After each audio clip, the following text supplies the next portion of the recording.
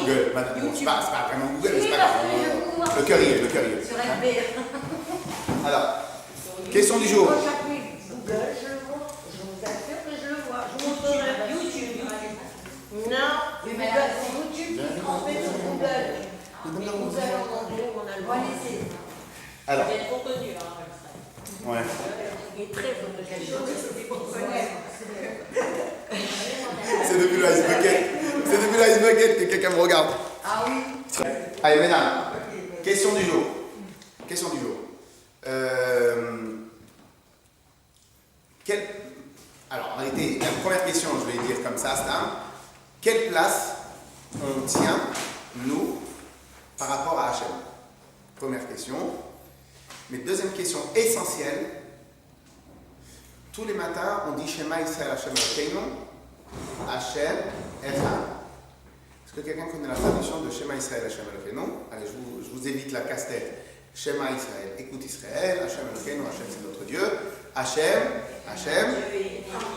Echad. C'est quoi Echad? Unique. Premier. Un ou unique? Le premier, je pense que le premier sens, c'est quand même un, pour dire que c'est un tout, mais en même temps, ça rejoint aussi la notion unique. Ah, maintenant, juste comme ça. Ou seul. Juste comme ça. Un enfant, ça fait quelques fois qu'il me pose la question. Mais la vérité, quand même, hein, c'est spécial. Hein. Sur tout le monde, tous les hommes, aucun ne se ressemble. Au final, on est quasiment tous des pièces uniques. Donc dire que Hachem est unique, c'est pas spécialement le plus grand compliment qu'on peut lui faire. Parce qu'on est tous uniques. On est d'accord? Ça existe même chez des jumeaux. Les jumeaux, ils sont ou bien différents dans la nature, ou bien même très différents, même si, donc au final, on est nous-mêmes, on est quasi uniques. Donc et en plus, en hébreu, unique, c'est meyuchad ou yachid. Oui, spécial ou yachid ou unique. Ok? Mais echad, c'est plus un. Est d'accord? D'accord avec ça? Echad, shtaim, shalosh, arba. Un. Alors maintenant, ça veut dire quoi? Shema Yisrael, Hashem echad. Hashem est un. C'est quoi le sens? Il est un.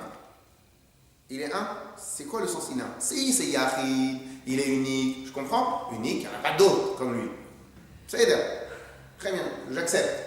Mais c'est quoi le sens echad? Il est un. C'est quoi un? Le seul. Le premier. Le premier en Alors, tête. le premier, c'est Rishon. Ouais. Le seul. C'est Le seul. Le seul. Ou Levad. Ou, on a dit echad, un. Alors, on comprend pas exactement c'est quoi un ici. C'est quoi le sens un? En tête. Hein? Ça te fait plus qu'un. Ah, plus qu'un avec quoi? Avec Israël. Ah, ça c'est pas mal. Pas mal. C'est presque ça, mais c'est pas mal. Hein? Ça ne fait plus qu'un avec le. Alors, c'est quoi le sens un? Entier. C'est un tout. Le problème, c'est qu'on ne dit pas comme ça en hébreu. Entier, on ne dit pas ça. Mouchlam. En vérité, ça, c'est un des grands problèmes. Pas un problème, c'est une des choses une des grandes questions qu'il faut se poser. Le Rambam lui-même, il a parlé de ça, quelque chose de très très particulier, mais on ne va pas rentrer tout de suite dans cela, peut-être à la fin. Mais en tout cas, le problème, alors, c'est quoi Echad? Alors, tout à l'heure, madame, elle a dit, c'est un tout. Alors, c'est quoi un tout? Ça fait un tout de quoi? Vous êtes pardonné, vous inquiétez pas. Alors, c'est quoi? Alors, tout à l'heure, madame, elle a dit, c'est un tout. C'est un tout de quoi? Il est partout. C'est tout. Le tout. Donc, vous imaginez que tous les matins, on fait Shema Israël, on apprend le Shema Israël à nos enfants, et on ne sait pas vraiment poser la question. Bon, maintenant, le bon côté, c'est quoi? C'est que c'est ça la Emouna. La Emouna, c'est quoi? C'est qu'en réalité, les Chacham, ils nous ont dit, c'est ça l'important, on le fait. Mais quand même, vous allez voir que c'est très très particulier, le Shema Israël Hashem Elokeinu Hashem, Echad, il est un. Deuxième point. Alors maintenant, ça voudrait dire quoi ici, Echad? Qu'en réalité, pas seulement il est un, tout. Alors tout est un avec Hashem. Tout est un avec Hashem. Donc écoute Israël, l'Éternel notre Dieu, l'Éternel est un. Très bien. Question. Est-ce que moi je suis différent de vous, vous êtes différent de l'autre, l'autre, on est tous différents, on est d'accord? Ouais. Combien y a-t-il d'éléments sur Terre? D'éléments sur Terre, on va avoir des milliards d'individus. Alors les êtres vivants, alors il y en a des milliards et des milliards. Une fois j'ai vu que dans un seul arbre d'Afrique ou de la jungle, il y a 50 000 espèces animales ou êtres vivants différents. 50 000. Donc il y a des milliards et des milliards et des milliards d'individus, des milliards de créations, sans parler de toutes les planètes, sans parler de toutes les choses. Les ondes, une tonne. Et Hachem, il n'est qu'une seule chose, sur tout le reste. Donc en vérité, la question qu'on se pose, combien de place la création prend par rapport à l'immensité d'Hachem? La totalité. Je répète, quelle est la place, combien nous sommes importants, quelle place nous tenons par rapport, là je parle de la création entière, par rapport à la grandeur d'Hachem. Il y a un rapport de combien? 10, 20, 10, 80, 10, 100. Et si vous dites que tout est un, c'est donc qu'on est dans son ensemble et qu'on fait partie de l'ensemble et qu'on est la totalité aussi. Puisque c'est qu'on fait partie de la totalité. Donc nous aussi on est Hachem alors? Chacun a une étincelle. Une partie. Donc si on est une partie, Une étincelle. on est Hachem alors? Si une Si on étincelle. part du principe, il n'y a pas que un, c'est tout, ça dépend aussi. Donc on est Hachem alors? On fait partie de lui. Ça ne dérange pas, je vais pas dire que ça me dérange. Hein. J'ai juste aller jusqu'à la fin de votre logique. C'est nous qui faisons partie de lui. Donc si on fait partie de quelque chose, on est comme la chose. Donc on a aussi des petits Hachem. Oui. Si on a l'étincelle. On est sa Et descendance. si, à partir du moment où vous dites qu'il est et en même temps c'est le tout, donc le 1 est un tout. Je sais pas, de la manière dont j'ai compris. Et la question essentielle, va être,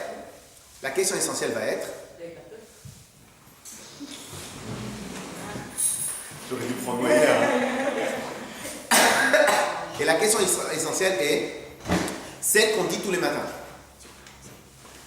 Atahu Achelonivra Haolam, Atahu Mishenivra Haolam. Toi, Hachem, tu n'as pas changé. Avant, tu étais Hachem, avant la création du monde, et même après la création du monde, tu es toujours le même. Et c'est sur cette question-là qu'on va se concentrer. Ça veut dire quoi que Hachem, il est toujours le même? Moi, je change par rapport au temps. Nous changeons par rapport à nos connaissances. Une fois qu'on n'est pas le même quand on était petit, quand on grandit, il y a toujours un avant l'expérience et un après l'expérience. Il y a toujours un avant quelque chose et après que la chose a été créée. Il y a une autre, on est différent. Là ici à Kadosh Baruch, on lui dit tous les matins, Atahu Mishenivra Olam, avant d'avoir créé le monde, tu étais un, en tout cas tu étais tel quel, et après la création du monde, tu es encore le même. Donc c'est ça la question essentielle sur laquelle on va se concentrer et on verra qu'on va comprendre aussi les autres questions. C'est quoi le sens que Hachem il n'a pas changé? Tout le monde change. Et la perfection. Mais c'est quoi? Ok, mais la perfection, même si je suis la perfection, avant la création de quelque chose, j'étais tout seul et après, l'autre il prend une place. Il prend quelque part, il prend une place. Donc s'il prend une place, je ne serai pas obligé de me... Même un artiste, à partir du moment où il a créé la chose, il est obligé de se retirer, il y a un changement chez lui. Donc c'est quoi le sens qu'à Kadosh Baruch Hu, il est le même avant la création du monde et après la création du monde? Son but, son objectif, il est le même. Son objectif, il est le même. Est-ce qu'on est le même? Non. Bon, Kato. Parce Même que- si on est le même. Parce qu'il est l'éternité. Il est l'éternité, mais est-ce qu'il est le même? C'est ça la question. Si maintenant je mets un livre sur le poids, alors c'est vrai que la table elle est forte, elle est costaud. Donc le livre va pas changer la structure de la table. Mais si j'en mets 20, 30, 40, il y a un changement. Le changement d'un seul livre, il est de 1/30e. Mais il a un changement. Il est unique. Il Mais est sa dimension au-delà de est votre déjà- intention, la elle vérité. agit pas au- Ça veut dire que Mais les je sais choses pas sont où pas elle leur en est influence. venue. A priori. Ses créations n'ont pas d'influence sur lui. Donc, si on va dire que la création n'a pas d'influence sur lui, donc automatiquement il va y avoir une question qu'on va se poser plus tard dans 2 ou 3 chapitres. Donc, alors à quoi on sert si on n'a pas d'influence? Et deuxième chose, surtout, c'est que si maintenant vous dites que les créations n'ont pas d'influence sur lui, ça c'est bien quand on fait peut-être une petite création, mais quand même tout l'univers. Faut être capable, hein. Alors en vérité, la vraie traduction de cette phrase-là, c'est ce que vous avez dit. Le monde n'a pas d'influence sur lui. C'est ça le sens de Atao Meshini Bara Olam, Atao Lifnei Briat Olam. Tu es celui, le même avant la création du monde, et après tu es le même après la création du monde. La création n'a pas fait de changement chez toi. Mais la question c'est comment c'est possible que le monde n'a pas fait de changement chez Akadosh Baruch Hu. Et comme vous savez que la raison première, le but de la Chassidoute, c'est de théoriser les sujets les plus complexes. Donc là on va essayer dans des mots très simples, d'un tout petit peu d'avoir une idée, une image de qu'est-ce que ça veut dire cette phrase-là. Deuxième chose, c'est après qu'on ait commencé, après qu'on va comprendre un tout petit peu que veut dire cette phrase-là, normalement on est censé avoir encore plus de respect vis-à-vis d'Akadosh Baruch Hu, on est censé avoir encore plus d'amour vis-à-vis d'Akadosh Baruch Hu, parce qu'on va voir exactement c'est quoi la grandeur d'Akadosh Baruch Hu. Ok? La réponse va être la suivante. Alors c'est toujours un cours qui est très marrant par rapport aux dames, mais c'est pas grave. Question numéro 1. En vérité, la logique qu'on va étudier dans ce chapitre-là, après on va étudier d'autres choses dans les autres chapitres, la logique c'est la suivante. Qu'est-ce que nous avons étudié dans la paracha de la semaine dernière? Combien de temps a pris à Hachem pour créer le monde? C'est facile, vous pouvez répondre. 6 jours. On est d'accord? 6 jours. Le 7e, il a complété certaines choses. En gros, c'est 6 jours, plus le Shabbat, c'est le jour où on a appris à ne rien faire. On est d'accord? Mais pendant les 6 jours,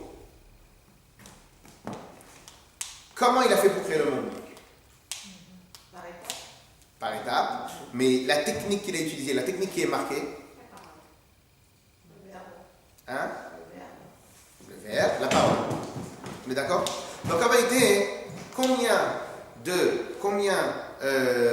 Hachem il a créé le monde? Il a créé le monde avec sa parole. Dans la parole elle-même, qu'est-ce qu'il y a marqué? Il a créé le monde avec 10 paroles. Vayomer Elohim, Hachem il a dit Yehiyor. Vayomer Elohim, Hachem il a dit Tache Haaretz Deshe. Vayomer Elohim, Ishretzu Hamayim. Ishretzu Hamayim, Nefesh Eretz, etc. Qu'il y ait dans l'eau beaucoup de vie et qui vont fourmiller de vie, etc. 10 paroles. En vérité, le Tanya il va dire la chose suivante. On va prendre la valeur de 10 paroles, 10 phrases, 10 paroles par rapport à une personne. Combien a la valeur de 10 phrases à une personne?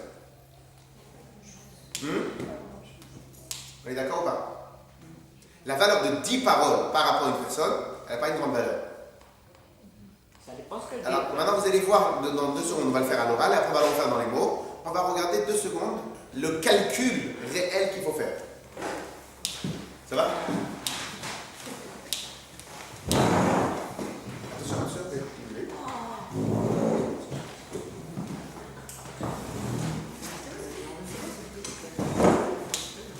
je crois qu'il tenait sur le dessus, je dis c'est pas grave.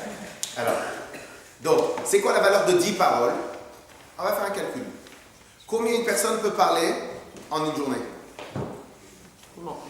Combien de paroles une personne peut dire en une journée? Alors, si c'est un homme, ça va, mais si c'est une dame, Il n'y a pas de limite. Ça dépend de sa capacité. Ça dépend de sa capacité.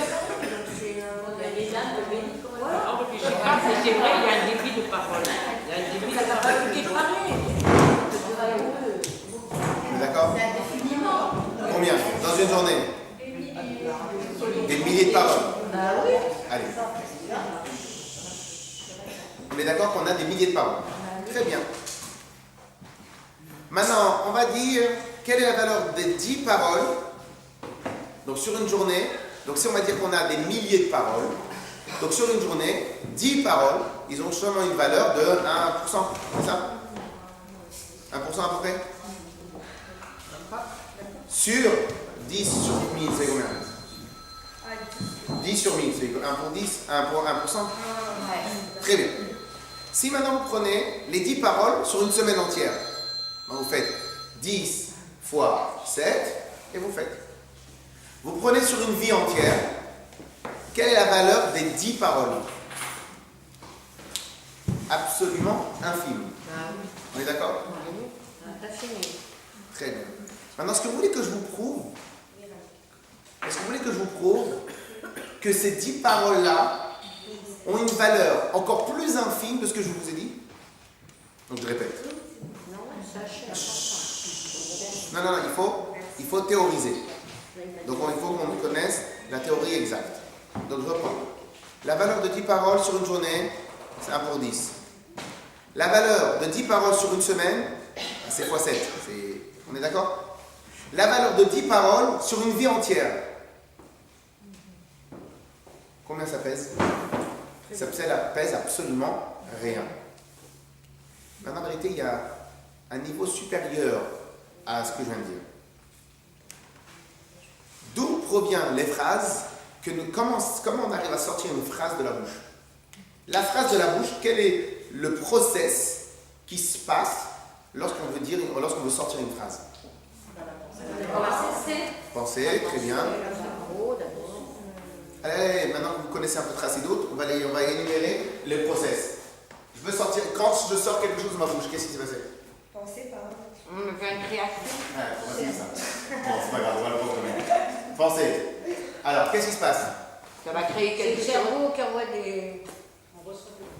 Donc, la pensée, elle envoie une information qui va se traduire, etc., et ça va arriver à la parole. Le cerveau qui envoie. On est d'accord? Donc, on a 1 degré, 2 degrés. J'aurais dû commencer ici. Pensée et parole. On est d'accord ou pas? Ouais. C'est tout ce qu'il y a comme niveau jusqu'à ce que ça arrive à la parole? Ouais, c'est pas compris. Non, ça passe pas. C'est tout? C'est tout? Penser, c'est le raisonnement. Le penser, c'est le raisonnement. Ce qui a Réflexion, c'est le raisonnement. déclenché. Alors, il y a combien de niveaux dans la pensée? C'est dans la pensée? On reçoit quelque chose. Le cerveau envoie Hein? grâce à quelque chose qui nous est On reçoit quelque chose, c'est pas des informations. Alors, donc, c'est ça que je vous pose la question. L'effet déclencheur. C'est ça que je vous demande. C'est Dieu qui C'est nous tout. envoie par Un le instant, cerveau. Mérila, parce que comme ça résonne, on va aller doucement. Donc, c'est ça la pensée. On a dit, ça arrive dans la pensée, le raisonnement, et du raisonnement, ça arrive à la parole. Alors maintenant, la question que je vous pose, c'est tout ce qu'on a comme niveau chez nous dans notre être. On a 2 niveaux, c'est tout? Non. Allez. Il y a des nouvelles, la vérité, montrer que vous avez révisé un peu quand même. Alors, hein? La pensée, la parole, Elle a fait un moment. la pensée, elle se combine, quoi. Ça veut dire que Bon, alors, il y a ça, puis ça fait les deux en même temps. Alors, pour l'instant, on n'a que 2 niveaux. qui est fait évoluer la pensée. D'où est partie la pensée? Mais c'est tout ce qu'on a comme niveau. Mais vous êtes bien pratique, vous, mais je vous ai bloqué, c'est tout. Vous êtes bien pratique. Alors, maintenant. Alors, au-dessus de la pensée, la pensée, c'est que l'élément de communication, ce n'est que l'habit. C'est qu'on a dit que pensée, parole, action, c'est les habits. Mais c'est les habits de quoi? Ben, de la création, de la grande Vous création. n'êtes pas, c'est bon, vous avez un peu bousculé, vous êtes. Oui, mais plus précisément. Donc, Nefesh Oranchama, pourquoi pas? Mais plus précisément. L'âme. Ah, la Mishima, oui. Mais dans l'âme. Donc, on a l'âme. On est d'accord? Allez, pour faire plaisir à une dame, on va dire qu'on a 3 niveaux dans l'âme. Nefesh, sinon après elle va faire la tête. Ruach et Neshama. On a 3 niveaux. Mais là, on va parler un peu plus. Donc, l'âme, elle est composée de quoi? De 10 niveaux. Ouais. On a 3 niveaux intellectuels. Intellect, Intellect. J'ai Eh oui. pensé en fait. Mais Je vais trop vite. Non, mais c'est parce que vous avez dit dans la pensée. C'est ça que je voulais. Donc, dans l'intellect, on a 3 niveaux. On avait dit qu'on avait Chokhmah, Bina et Da'at. Ensuite, on a dans les sentiments ou dans les traits de caractère. Sentiment ou émotion? Ça se ressent. C'est un peu compliqué de ça. Donc, dans les sentiments, émotions, traits de caractère, etc., nous en avons 7. C'est quoi les 7? Ah, vous connaissez quand même. Gevura. Après, Tiferet. Netzach. Vous connaissez ou vous regardez les écritures? Netzach. Hod. Yesod. Et Malchut. Ok? Très bien. Donc, la pensée et la parole et l'action sont quoi? Rappelez-vous ce qu'on avait dit, la règle, dans le 4e ou 5e chapitre. C'était il y a longtemps. Donc, on avait dit quoi? La pensée, parole et l'action sont les habits de l'âme. Donc, nous avons des habits pour le corps, mais l'âme, elle a aussi un habit. C'est quoi? C'est la pensée, la parole et l'action. En général, quand on parle d'habit, c'est un moyen de communication. C'est un outil, c'est un moyen de communication. Donc, quand je m'habille cool, c'est que j'ai une journée cool. Lorsque maintenant j'arrive le matin à la chose, c'est marrant, dès qu'on voit quelqu'un en costume, je fais ah, t'as des rendez-vous aujourd'hui. Donc c'est un moyen de communication. C'est un moyen de s'apparenter avec la personne qui est en face. C'est un moyen. Si j'arrive en jogging dans un mariage, je suis hors sujet. Pourquoi je suis hors sujet? Parce qu'en fin de compte, l'habit, pourtant je suis le même. Que ça change quoi si je mets un jogging ou un costume? Moi, c'est moi que tu m'as invité, c'est pas mes habits que tu as invité. Mais ça ne change pas que pour être dans l'esprit de l'endroit, etc. Donc, on a un outil de communication, on va avoir un outil d'expression, ça va être les habits. Mais les habits eux-mêmes, ils prennent d'où les ordres? Ils prennent d'où les informations? De l'âme. Mais dans l'âme, on va aller crescendo. Si maintenant j'ai envie d'étudier la Torah, j'ai envie de faire Avat Israël, j'ai envie de manger, j'ai envie de quelque chose, ça provient d'où? D'un des 7 sentiments. On est d'accord? Mais les 7 sentiments eux-mêmes, ils ont démarré où? D'où ça a démarré leur création? De l'intellect. Chokhmah, Bina et Dat. Donc en gros, il n'y a pas une sensation, même la peur. Quand j'ai peur, donc je ressens, je tremble ou peu importe, je me sens un peu pris au piège. Donc qu'est-ce qui se passe? Cette peur-là, elle provient par exemple de Gvura. Si maintenant je suis dans un bon état, alors c'est Chesed, après ça va être peut-être Tiferet, Netzach, Hod, Yesod, ok, et Malchut. Donc, quoi qu'il arrive, ce que je vais penser va provenir de où? De un des 7 niveaux. Et ces 7 niveaux-là, eux-mêmes, ils proviennent de l'intellect. Ok? Donc, ici on avait dit, quelle est la parole, quelle est la place, quelle est alors, autre règle, et après on avance. Plus on va dans la généralité, plus on va dans la source. Je vous donne un exemple. Vous savez que la même phrase, je peux la dire de 2 manières différentes ou de 3 manières différentes. Tu es venu ce matin tu étais là. On peut le dire de plein de manières différentes. Apprenez une règle, comme ça un jour on aura temps. L'idée, c'est Bina. Et la formation de la phrase, les mots utilisés, c'est Chokhmah. Ok? Donc, l'idée générale provient de Bina, le choix des mots, c'est Chokhmah. Ok? Donc, maintenant, qu'est-ce qui se passe? On a la parole. Dieu, il a créé le monde avec 10 paroles. Alors, pardon. Donc, moi, j'étais en train de dire, plus on va dans la source, plus j'ai une multitude de phrases différentes, de manières différentes de parler.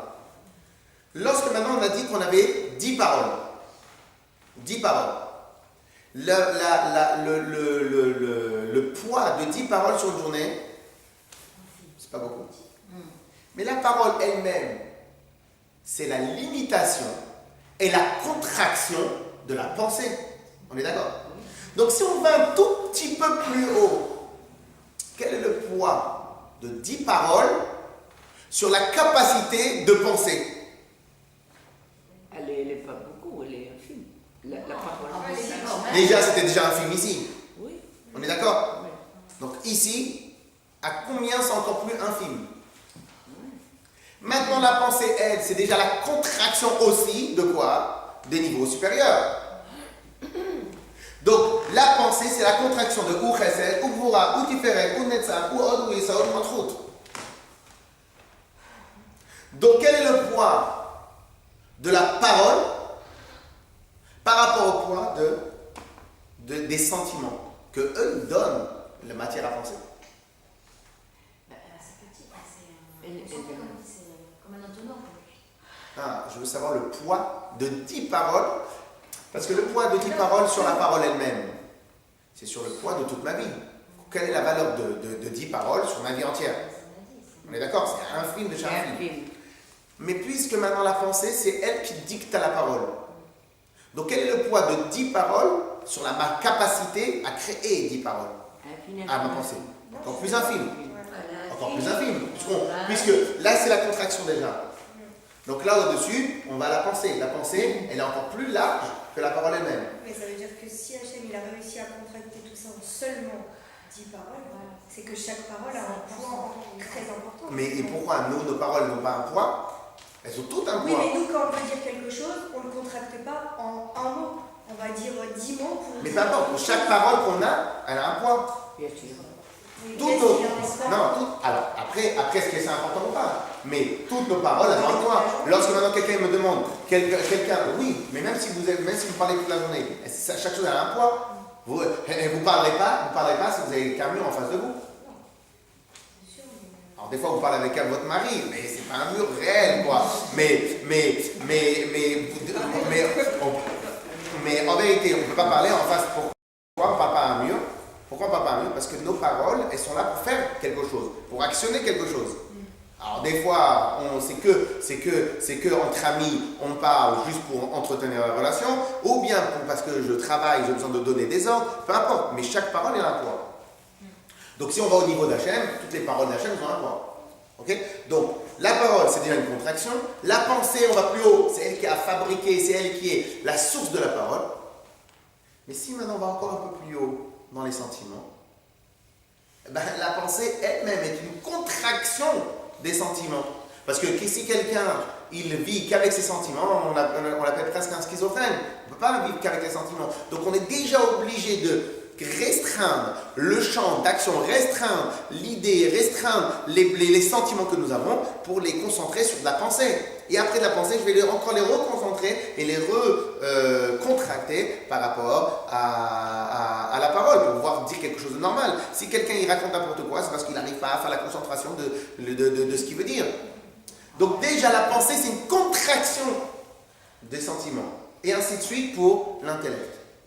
Si maintenant, on doit faire la comparaison de 10 paroles que Hachem... Alors, si on doit faire la contraction de 10 paroles par rapport à le poids de moi-même. Moi, je suis un homme normal, donc on est limité quoi qu'il arrive. Donc, déjà, dans ma limite à moi, quel est le poids de 10 paroles par rapport à mon potentiel de parole?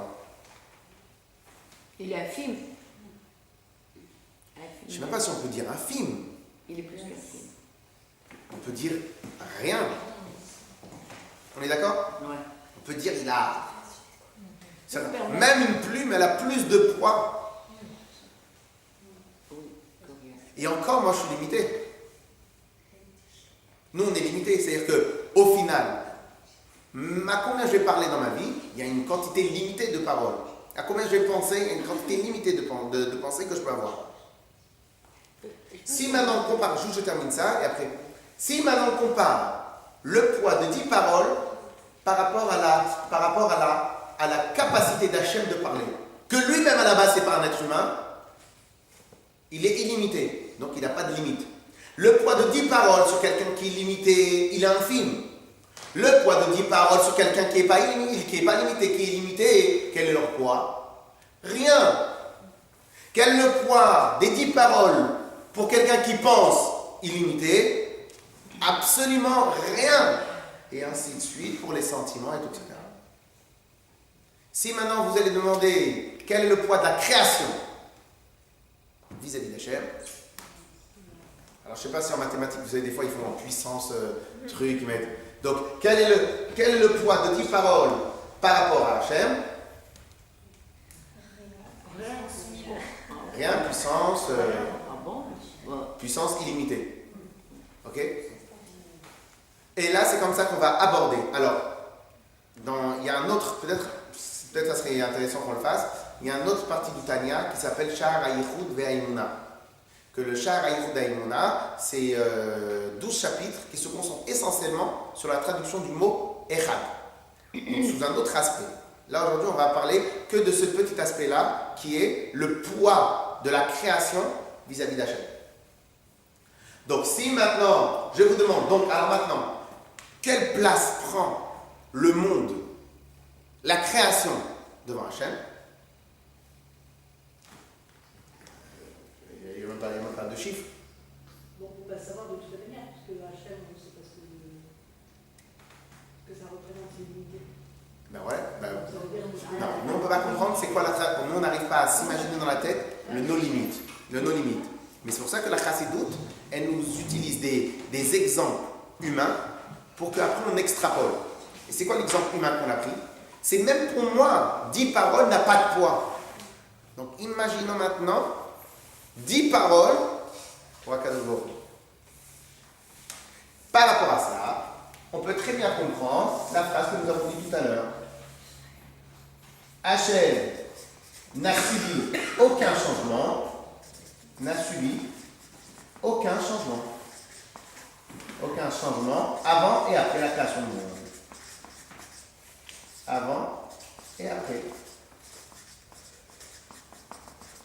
la création du monde. C'est comme si maintenant on va vous donner une information. Il y a quelqu'un au fin fond de l'Himalaya, il est tombé, il s'est fait mal au genou. Ça n'a rien à voir.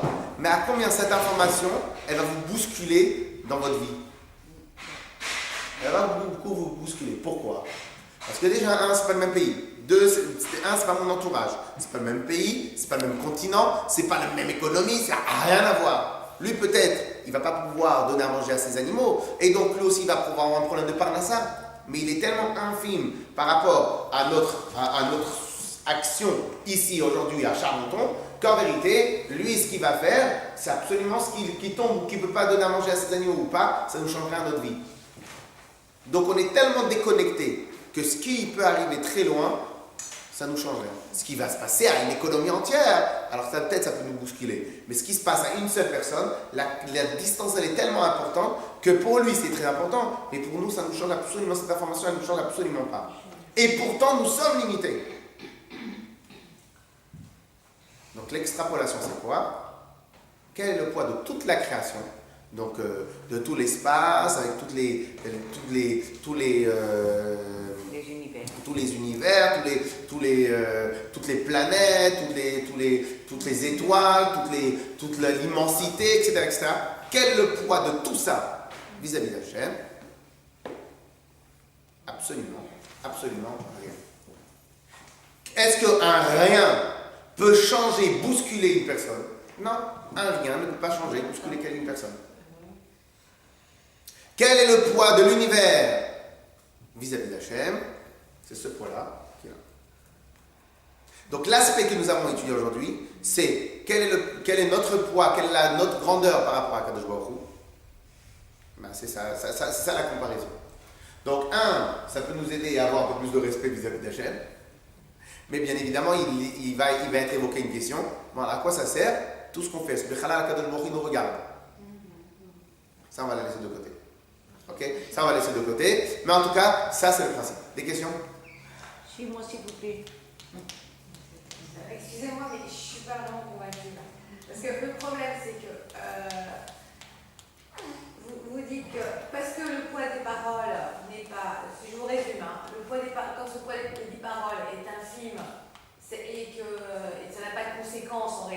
avez démontré que ça n'avait pas de conséquences. Donc en fait, c'est pour ça qu'on dit Hachem n'a pas changé avant et après. Et vous avez fait le parallèle par rapport à un être humain en disant un événement. Premièrement, on ne sait pas, les événements qui sont très lointains, on ne sait pas quelles conséquences ça a sur nous. Et j'en veux pour preuve ce qu'on appelle l'effet papillon. L'effet papillon, c'est le battement d'aile à Tokyo peut déclencher une tempête à Paris. Mais on ne le sait pas. J'en suis absolument d'accord avec vous. Mais ça change pas que la distance, elle est énorme. Jusqu'à avant il y ait la mondialisation, il fallait des problèmes énormes pour bousculer les pays. Aujourd'hui, le monde il est devenu plus petit, donc on voit combien l'effet papillon, c'est important. Mais ça ne change pas que si un monsieur au fin fond du Tibet, il n'a pas pu se lever le matin parce que le réveil n'a pas marché, et donc il y a ces 10 bêtes qu'ils n'ont pas pu avoir, ils ont été stressés, donc ils ne vont pas donner le cachemire comme il fallait, ou ils ne vont pas donner du lait comme il faut, ça ne va pas bousculer, en tout cas de manière rapide, ça ne va même pas nous bousculer vers là, je pense. Mais peut-être que si, mais la seule chose qui est différente, c'est la conscience, on n'en a pas conscience. Alors disons que oui ou que non. Ouais. Mais, alors, cet exemple peut-être, on ne va pas rentrer dans cet exemple-là, mais ça ne change pas qu'elle est infime par rapport à l'immensité, et pourtant, par rapport à l'immensité de l'économie, l'immensité de tout ça. Et donc, pourtant, malgré tout, on est limité. Malgré qu'on est limité, malgré que le monde, il a un nombre de personnes qui vivent, un nombre d'économies, il y a une limite à tout ça, et bien malgré cela, la distance, elle est énorme. D'accord, admettons, mais je veux dire, c'était juste pour écarter cet argument en disant c'est peut-être possible ou pas possible, mais ce que je veux dire, c'est que à chaque fois vous parlez d'Hachem en personnifiant, et donc vous avez mis cette explication en parallèle pour dire qu'il n'y a pas de changement. S'il pourrait faire tout simplement, il n'y aura aucun changement, seulement parce que ce n'est pas un être évolutif. Même un être qui n'est pas évolutif, il y a on ne peut pas dire que D'abord, ça existe pas.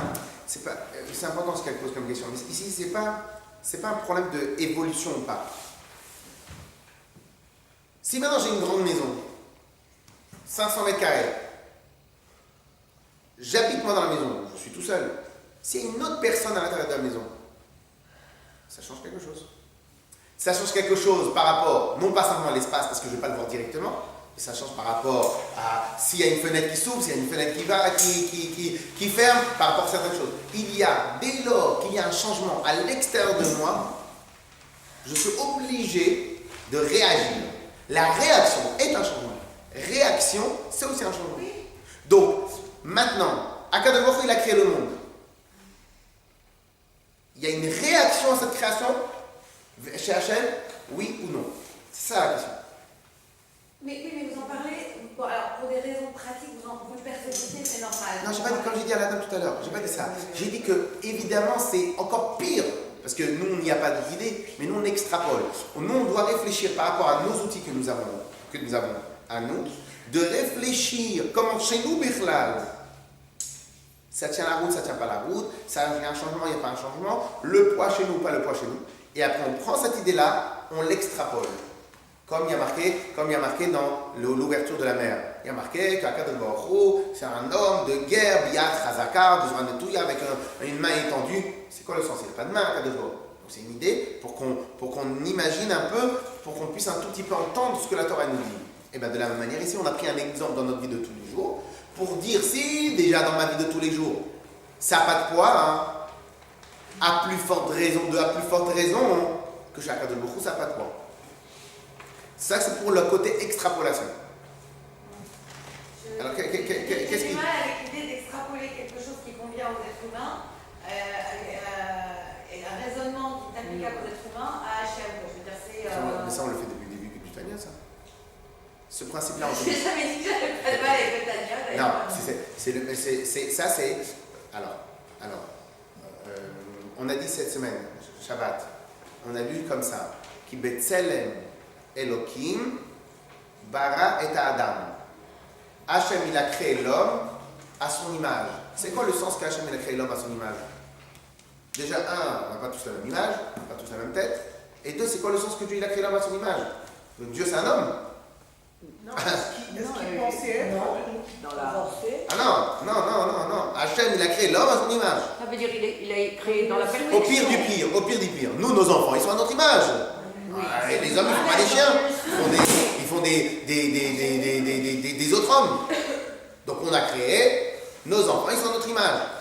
Donc Hachem les a créés à son image. C'est-à-dire qu'au final, quelque part, il existe une comparaison, une ressemblance, une comparaison entre l'homme et Hachem. Mais des fois, c'est pas physique. On peut très bien créer un bête rabat à son image. Pourtant, c'est pas votre fils. Mais ça change pas que c'est à son image. Ça change pas qu'il y a. Alors maintenant, vous savez quoi, ça change pas que c'est à son image? C'est qu'au final, on ne peut donner que ce que nous, on est nous-mêmes. Donc, il y a marqué dans le passage de cette semaine qui Betselem Elohim bara et Adam. Hachem, il a créé l'homme à son image. C'est quoi, ça veut dire quoi ça? Bah si, il a donné sa lumière, il a donné... On a parlé tout à l'heure des sentiments, chez celle qui pourra être fait par des précèdes, donc Hachem nous dit des précèdes. Alors nous on a des précèdes, alors peut-être que les facultés que Hachem nous a mis en nous, c'est à son image, mais pas, ça ne veut pas dire que Hachem a des précèdes comme nous, ça veut dire que cette faculté-là, elle se ressemble, mais pas dans la même proportion, dans la même façon. Proportion, après la proportion, c'est une histoire de grandeur. Ce que je veux dire, proportion au sens même qualité, tout quoi. Alors, j'entends, mais vous êtes d'accord avec la question ou pas? Je sais pas, c'est abstrait là. Non, parce que vous J'ai décroché. Ouais. Il y a un moment où vous étiez plus là. Alors, vous répétez la question là? Il y a marqué dans le passage. Que Dieu il a créé l'homme à son image. C'est dire quoi ça? Et en plus, Hachem c'est un homme ou c'est une femme? Les deux. C'est tout, c'est lui, C'est sûr que c'est un c'est homme, l'âme, Hachem. c'est la lumière, c'est... C'est sûr que c'est un homme. Et quelle chose qui nous surprend là, c'est que l'intellect passe avant le sentiment. Or le sentiment, ça fait partie de l'émotion, c'est ce que je veux ressentir comme ça. L'intellect, c'est la réflexion. Et c'est ça qui me surprend. Vous, ce que vous parlez de réflexion, c'est ce niveau-là, la pensée. J'ai pas compris. La pensée. La réflexion que vous parlez, Oui. qui vient après le sentiment, c'est ici. Mais ici, Mais c'est le pourquoi corps. vous mettez l'intellect avant? C'est ça que je ne comprends Ça, pas. c'est le corps. Oui, ok. Et ça, c'est la neshama. Et dans l'aneshama, il y a l'intellect? Dans la neshama, l'intellect, il est avant la pensée, avant le sentiment. Ah, Mais quand ça arrive chez nous, la pensée, elle très bien, départage. d'accord, ça va. Alors, Claire, la question, vous avez une réponse sur ça ou pas? Moi j'ai entendu. Mais arrêtez pas là, vous deux points, stop. Je comprends. J'avais entendu que l'homme est à l'image de Hachem, ça veut dire qu'il a un pouvoir de création aussi, qu'il lui a donné aussi un pouvoir de création. Il y a des liens. Mais c'est pas physique cette histoire-là de... Ah, vous l'avez déjà dit une fois, on est d'accord, c'est pas physique. Bon, on est d'accord que c'est pas physique, mais vous m'expliquez pas quand même. Vous me dites que c'est pas physique, mais concrètement, il a dit qu'il vous a créé à son image. Mais non, c'est sur les... Il n'a pas dit la dernière sur les fois. traits de caractère. Comme nous, on est tous unis. La réponse. Vous avez donné tous Vous avez dit qu'Adam était... La réponse, et encore, et ce que je vais vous dire, c'est tout petit, mais la réponse, la réponse, c'est tout simplement, comme la madame elle a commencé à dire, mais après elle n'a pas tout dit, c'est qu'en fin de compte, tout simplement, tout ce qu'Akadosh Baruch Hu, il a chez lui, il nous a mis en miniature mamash. Hachem, il a des sentiments. Hein? C'est ce que je dis, il a des Hachem, il a des sentiments. Hachem, il a un... Quand on dit il a, c'est un choix chez lui. Nous, on est juste une reproduction de série. Chez lui, c'est un choix. Il fait ce qu'il veut. En tout cas, chez lui, il y a, entre guillemets, un niveau qui s'appelle l'âme. Chez lui, il y a un niveau qui s'appelle la pensée. Chez lui, il y a un niveau qui s'appelle la parole. Chez lui, il y a un niveau qui s'appelle l'action.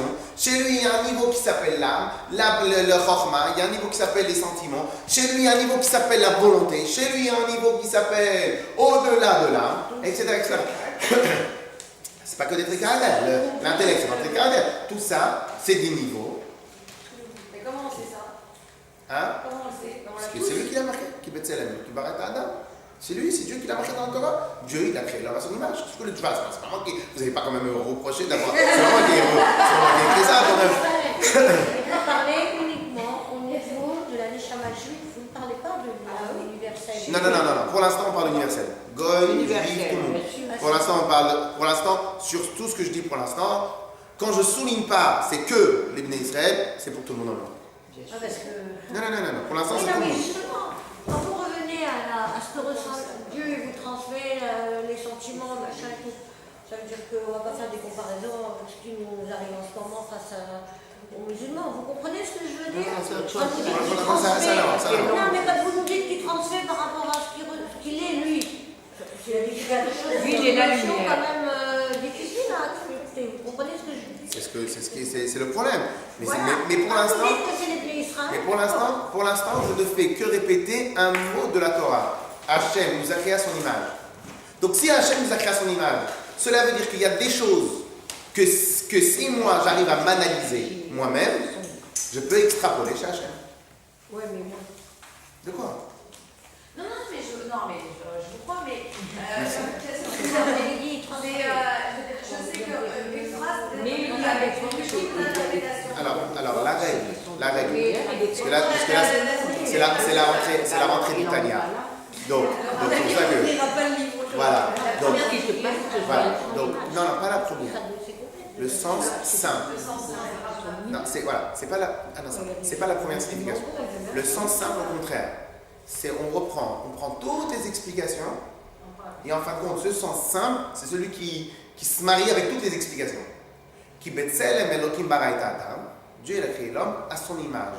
Ça veut dire qu'au final, Akadosh Baruch Hu, il a pris son propre image, il est venu, il l'a miniaturisé et il a fait l'homme avec. Donc, si c'est ce qui s'est passé avec Akadosh Baruch Hu, donc on est obligé de dire que quelque part, moi, si je m'analyse moi-même, je peux extrapoler et comprendre mieux Akadosh Baruch Hu. Et ça fait partie du fondamental de la chassidoute. Le fondamental de la chassidoute, c'est quoi? C'est pour mieux comprendre Hachem, pour mieux comprendre comment il a créé le monde, pour mieux comprendre sa présence, pour mieux comprendre ce qu'il veut de nous. Eh bien, je m'analyse moi-même. Ce que la chassidoute a dit tout le temps. Mi bessari echeze eloka. Mi bessari de ma chair, je vais voir Hachem. Donc, en m'analysant moi-même, je peux réussir à mieux comprendre ce qui est chaque Akadosh Baruch Hu. Ce qu'il veut de nous, pas ce qui est. Non, ce qu'il est lui. Mais toute proportion gardée. Si vous prenez un monsieur qui a une entreprise, il a une entreprise avec 3 personnes. Alors, est-ce que le président de la République a une entreprise de 60 millions de personnes? Est-ce que c'est différent? Oui et non. C'est différent dans la taille, mais dans le fond, si maintenant je sais faire tourner une entreprise avec 10, 15, 20 personnes, j'ai les mêmes règles quasiment. J'ai des règles de management, j'ai des règles de ça, j'ai des règles de politique, même à l'intérieur de la société. Donc, Oui, sauf que c'est... Ça ne voudra pas dire que c'est l'homme, par exemple, dans un autre contexte. Non, on va c'est pas... le connaître en tant que chef. Donc Hachem, on va le connaître en tant que ce qu'il veut pour nous. Ce qu'il veut pour nous et pas ce qu'il est lui. Non, on parle de ce qu'il est lui. On peut pas. On ne peut pas mesurer la proportion, parce qu'on est limité. On ne peut pas mesurer la proportion, mais le concept, voilà. Sauf qu'il n'a pas de mauvais penchant, lui.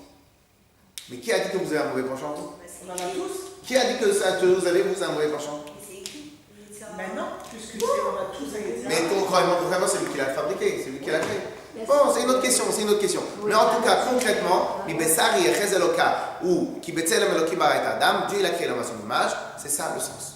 Le sens que l'homme a créé, Dieu a créé l'homme à son image, c'est que tout ce que l'homme a, c'est l'image d'Hachem tel qu'il est. C'est ce que lui veut donner. C'est ce que Ok. lui donne. Alors maintenant, il est 11h30, 10h30, pardon. Donc il faut qu'on fasse un point. On s'arrête à quelle heure? Parce que il y a eu avant les fêtes, on s'est arrêté à 11h moins le quart, etc. On fait quoi? Alors on avait pensé fondamentalement faire en 2 parties. peut-être une première partie de 10h30, et après une autre partie autre chose. On va faire un peu des sujets généraux, mais voilà, que je sache. Non. Hein? Il y en a. Ça dépend des mardis. Bon, alors on va prendre encore un quart d'heure. Voilà. Et on va prendre encore un quart d'heure, on va regarder dans les mots. Non. C'est ce que certaines personnes nous avaient dit. Si ou bien, c'est ce que certaines personnes avaient demandé. Ou bien on fait le Tanya un peu plus longtemps, mais bon, peut-être c'est pas top, parce qu'il y en a peut-être qui pourront rester, il y en a peut-être qui pourront pas rester. Donc on avait dit à la base de 9h30 à 10h30. Ou bien on fait de 10h30 à 11h moins le quart, 11h moins 10, on fait un supplément. Voilà, on fait un truc en plus, on peut faire un sujet en plus, un sujet différent, parachat de la semaine, on peut faire des sujets généraux. Oui, c'est sympa, ça, c'est une bonne idée. Hein? Bonne idée.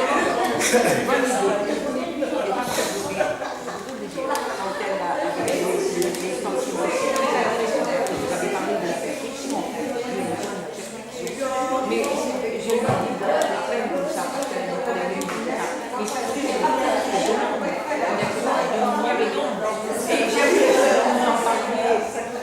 peut-être qu'il serait bien de parler de ça. Alors, Très intéressant.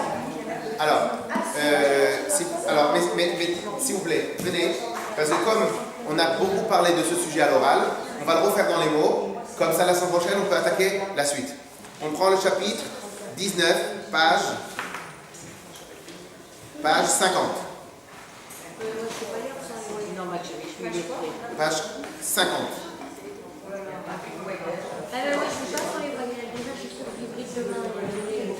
Elle m'a dit, mais de voir la prof de l'hybride demain soir.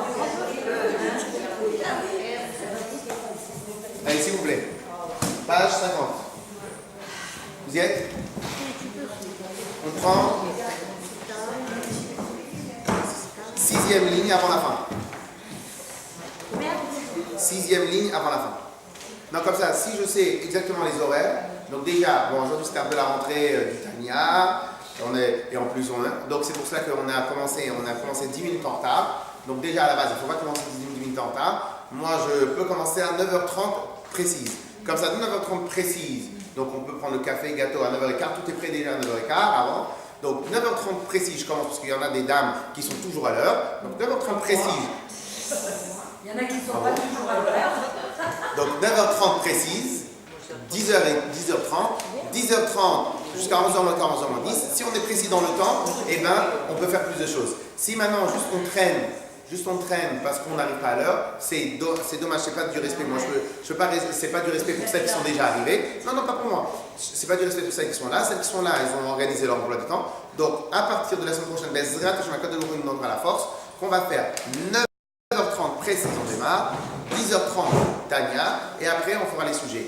Pour les sujets généraux, je vous invite à vous-même me donner quel sujet vous voulez qu'on parle. On peut le mettre sur 2, 3, 4 semaines, 5 semaines. Si toutes les semaines on fait un peu, et bien à chaque fois on pourra faire un sujet. Avant les fêtes, on fera des halachot des fêtes, etc., etc. Donc on en prendra un quart d'heure, 20 minutes ou même 30 minutes. On sera libre en antenne. On y va. Quand on n'est pas là, on va sur une. C'est ça? Donc, allez. Donc, www.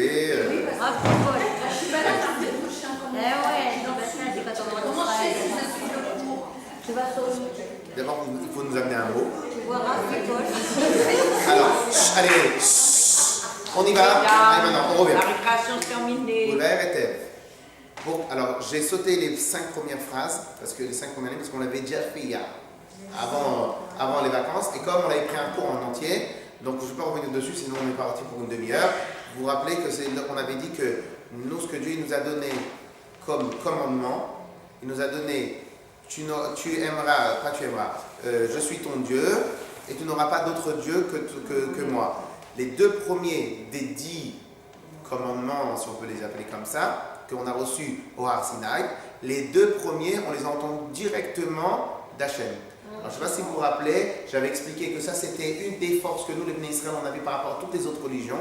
Toutes les autres religions, l'information divine, entre guillemets, elles n'en ont pas, mais l'information divine, officiellement, elle passe par quelqu'un. Donc les musulmans, c'est Mahomet, l'autre, c'est un autre, l'autre, c'est etc., etc. Donc officiellement, leur révélation divine, elle vient que par un seul intermédiaire. Et un homme en plus. Et on ne sait pas s'il a fait un Farbrengen avant d'avoir l'information, après l'information. Donc on ne sait pas. Alors que chez nous, les Bnei Israël, il est marqué textuellement que nous avons été plus de 3 millions et quelques de personnes à entendre directement de la parole d'Hachem. Donc Dieu s'est adressé au Bnei Israël. Ce que Moshe Rabbeinu a dit dans les parachutes du Sefer Devarim, qu'en vérité, Panim el Panim d'Iber Hashem, que Akadosh Baruch Hu, il a parlé avec nous directement. Donc nous, on n'a pas eu un intermédiaire qui s'est mis entre nous et Akadosh Baruch Hu.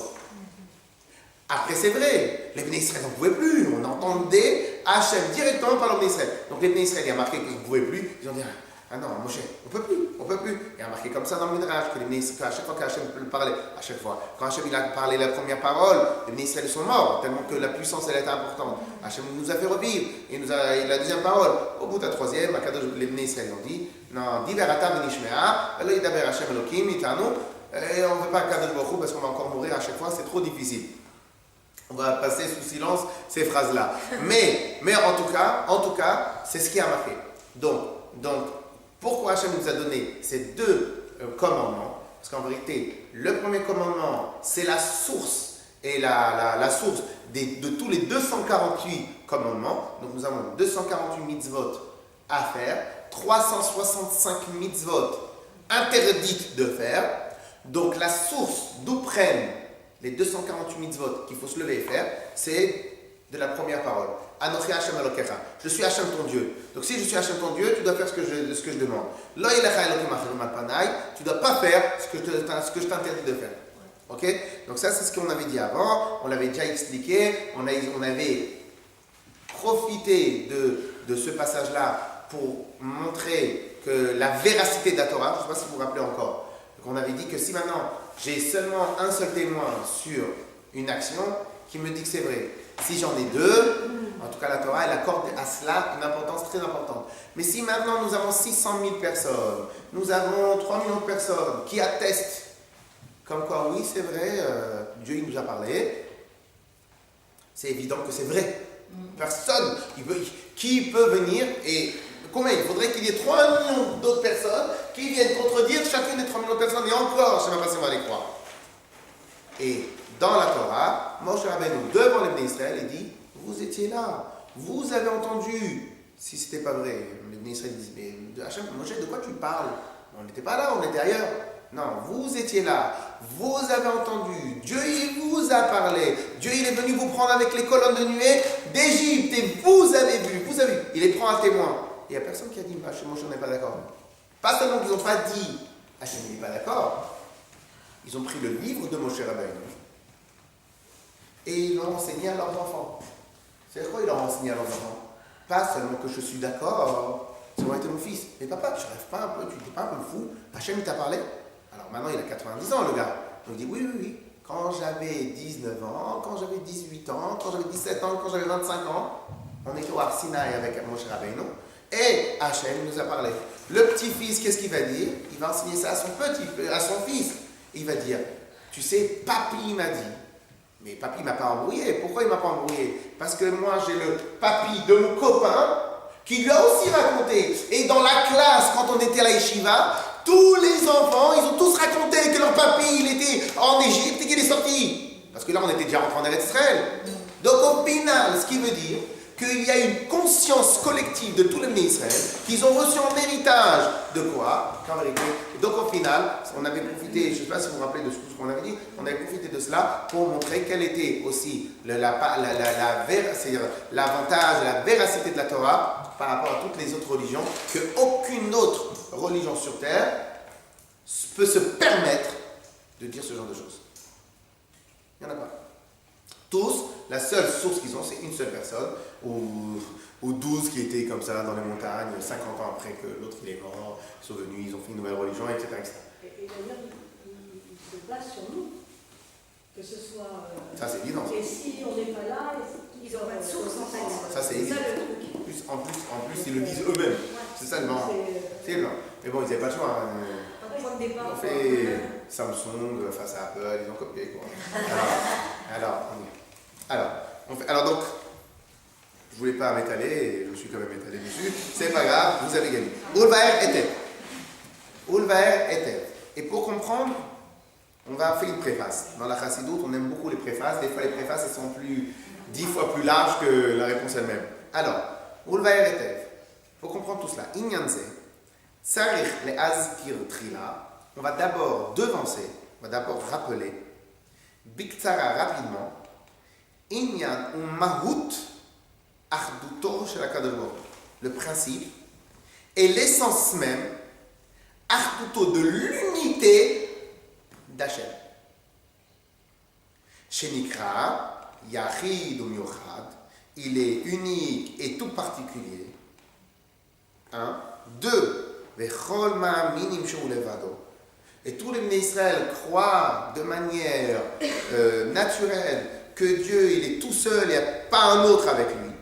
Pas comme les Havdil à l'époque, ils avaient les grands dieux et après ils avaient les sous-mains des dieux. Il y avait le Zeus, que lui était le grand dieu, après il y avait l'autre, celui de la mer, celui de choses, etc. Non, il n'y a personne avec lui. Le Chol ma'aminim shu levado. On sait tous qu'il n'y a qu'un seul Akadosh Baruch Hu. Ukmo shu kodem shenivra olam mamash. Shayahu levado. Il est exactement tel qu'avant la création, il est après la création. Ukmo shekatu, comme on dit tous les matins, Ata ou Achelo nivra olam. C'est dans la partie qui est avant Hodou et avant Hashem Elef. Ata ou Achelo nivra olam. Ata ou Meshinivra olam. Tu étais avant la création du monde le même et après. Pirouche. Ou mamash. Bli. Shou. Shinui. La création du monde ne lui a absolument amené Shum Shinui. Aucun changement. Kedirtiv. Ani Hashem. Loshaniti. Je suis Hashem. Loshaniti. Je n'ai pas changé. Alors maintenant, quelle est la théorie? Comment on comprend cela? Comment on peut l'amener un peu à notre intellect? Parce que c'est ça le but de Chassidut, c'est prendre les sujets les plus importants de la Kabbalah, de la Torah, et nous les théoriser. On continue dans les mots. Ki olam hazeh, vechen kol haolamot ha'elyonim. Parce que ce monde-là, et tous les autres mondes supérieurs, spirituels, célestes, enan po'alim shum shinui, ba'arduto yitbarech v'hibareh am. Ils n'ont absolument changé rien chez Hachem à leur création. Lorsque Dieu les a créés, me'ain le'esh ex nihilo, shekmo shayahu levado ou yachid u'yochad. De la même manière qu'il était tout seul et unique, kodem ibaream, avant leur création, ken hu levado yachid u'yochad achar sheberaam. Ainsi, Dieu, il est le même après leur création. Pourquoi? Meshum de kula kame kela chashiv. Parce que devant Hachem, tout est rien. Okain ve efes mamash. Et comme si qu'il est vraiment zéro, rien. Ah, pourtant, pour nous, ça a une place, le monde. Pour nous, le monde, c'est immense. C'est énorme. C'est notre vie. C'est tout. Ben, pour toi, c'est peut-être tout le monde et ce qui s'entoure. Mais pour Hachem, C'est rien. C'est rien. c'est rien. Clone, c'est rien, C'est rien. c'est rien. Qu'est-ce que tu fais? Tu fais rien. Ben, ce rien, c'est rien. Chez Hachem, ce rien, c'est le rien.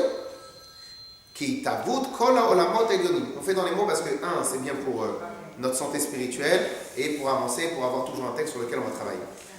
Qui tavut kol haolamot elyonim et tartonim.